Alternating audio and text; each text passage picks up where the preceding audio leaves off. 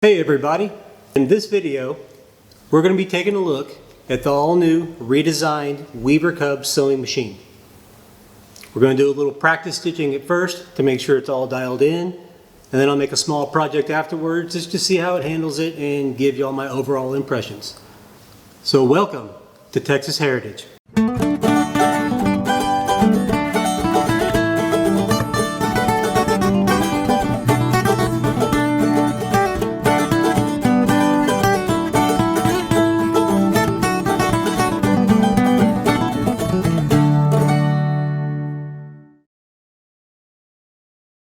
The newly redesigned Weaver CUB Sewing Machine is a cylinder arm lock stitch machine that is powered by hand. It is also needle feed, meaning that the needle moves backwards with each stitch to help pull the material through as you work. The hand wheel has 2 holes drilled in it for the handle, which allows you to choose from 2 separate speeds. The inside hole allows for a higher speed with a little less power for thin materials, while the outside hole gives you more power but a slower speed that is ideal for thicker material. I'm using a piece of 10-ounce harness leather to test out the machine. Right out of the box, it stitches just fine. I didn't make any adjustments to it. I just clamped the plywood base directly to my workbench and started to stitch. The wheel moves real easy with very little effort required. And as you can see, it creates a nice, consistent stitch through the leather. So our project for today is a leather sword for my 10-year-old son. Our 2 youngest boys really enjoy using their imagination and playing, and they're really big into the Legend of Zelda. So I've made leather shields, axes, belts, you name it, I've made it. They are now requesting a leather sword. So this sword is made from 3 pieces of leather. The central core is a piece of 12-ounce veg tan, and both outer pieces are 7-ounce English bridle in an olive color. I already glued them up prior to stitching, so all I got to do is put them on the machine and just get to work. I thought that initially there would be more effort required to stitch through 3 layers of thick leather as opposed to the single layer that I tested with, but I was really impressed to find that I didn't notice any extra effort required. The machine can pierce through numerous layers of leather just as easily as it does a single layer, which to me speaks a lot of the engineering that's going on inside this machine. Now, as I'm stitching around this piece, I do need to stop and make a couple of right angle turns, and so to do this, I plant the needle in the downward position, lift the presser foot, and then gently rotate the piece to the direction it needs to go, lower the presser foot, and then continue.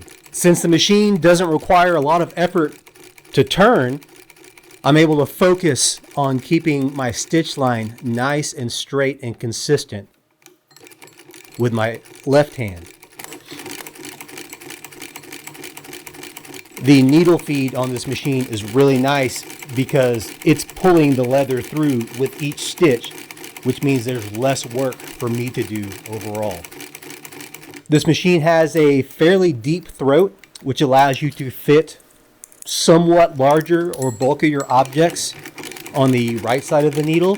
And as you can see, while I'm turning this sword around, having that capacity is nice.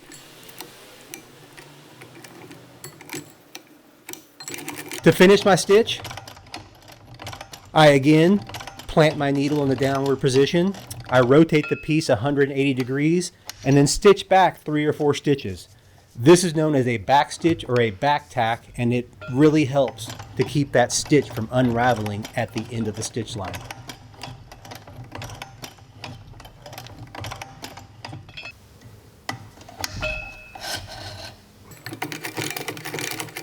For a decorative touch, I'm running a stitch right down the center of the blade of this leather sword, starting with a back stitch and ending with a back stitch.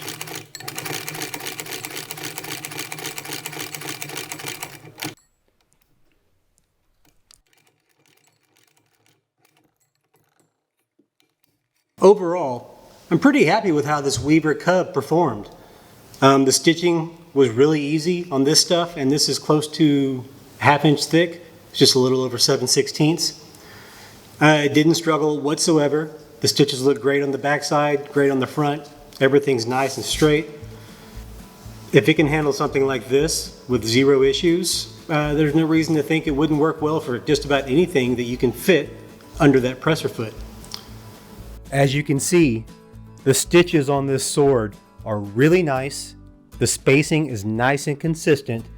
Now, if there is one small gripe that I have about this machine, is the fact that it's hand cranked. And when you're operating the crank with one hand, you only have one hand to steer the material. Now, if you're using the edge guide, it's not a problem. That makes it a lot easier to do straight lines that are parallel to the edge. But if you're doing something freehand, design on a belt, a curved side on a leather sword for your kid, that can be a little difficult. And if you're wanting a good, perfect, nice, smooth line, you're going to have to practice. My lines are pretty good. Knowing that this is going to be soon smacked against every conceivable surface around our house, I think that the stitches look just fine for that purpose. Now, some of the big benefits of this machine that I really like are the fact that it takes up very little room. Even on a small workbench like this, there's still space elsewhere to do things.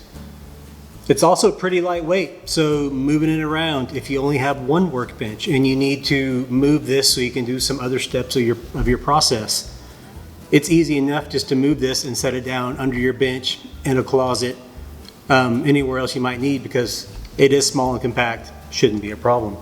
The fact that it requires no electricity means you can also take it with you. So if you're teaching a class somewhere on leatherwork, if you're attending a craft fair or a festival of some sort and you have a booth set up, you can bring this along and use it on site, no electricity needed. So if you're tired of hand stitching your material and you want to step up to a machine stitch, but don't have the room or the need for a large industrial sewing machine, this would be a good option for you. It's small, it's compact. It doesn't really have a lot of complex stuff going on with it. The simpler a tool is, generally the longer it's going to last. I had a really good time making this sword, and I look forward to making many more things, not only on this Weaver CUB machine, but in general, and sharing it here with you on YouTube. So until the next time, thanks for stopping by. This is Texas Heritage.